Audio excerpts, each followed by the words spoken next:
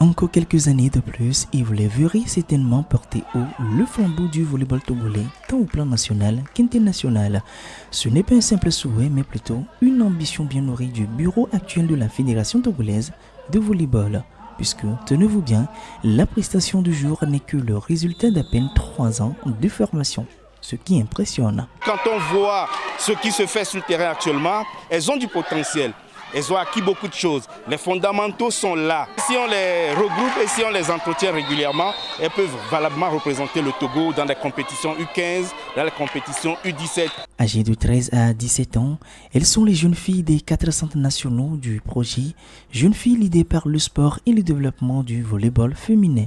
Un projet de la lauréate du trophée Femmes et Sport 2019 du Comité international olympique est mis en œuvre à travers son association Femmes, Sport et Développement. Nous avons touché presque 3235 jeunes filles et que nous avons aussi sensibilisées sur le leadership féminin et les valeurs de l'olympisme telles que l'excellence, le respect et l'amitié. Alors la deuxième phase du projet, c'est ce qui nous rassemble aujourd'hui, c'est le développement du volleyball. Et les initiations ont commencé en 2019. Donc après 3 ans, il est de bon ton que nous fassions une évaluation des aptitudes physiques, tactiques et techniques au volleyball pour ces jeunes filles. Au-delà du soutien de la Fédération togolaise de la discipline, ce projet est possible grâce à d'autres partenaires au rang desquels le département de la Vienne, le Comité national olympique du Togo et l'Académie nationale olympique.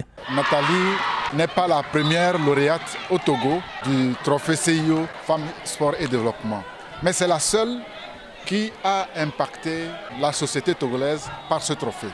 Et elle mérite d'être félicitée pour ce qui est en train de se faire et pour ce qui est encore en devenir. Parce que je suis au courant d'autres projets que FESDEV est en train de mener en faveur de la jeune fille et de la formation de la femme en général pour son autonomisation. FESDEV a des membres très engagés et qui connaissent leur matière. Ils sont des anciens joueurs, ils connaissent le domaine et maintenant il faut les accompagner. C'est pour cela que je suis là. Avec ce programme Jeunes filles leaders par le sport, on sent qu'il y a un travail qui a été commencé à la base et qu'il faut continuer dans le temps.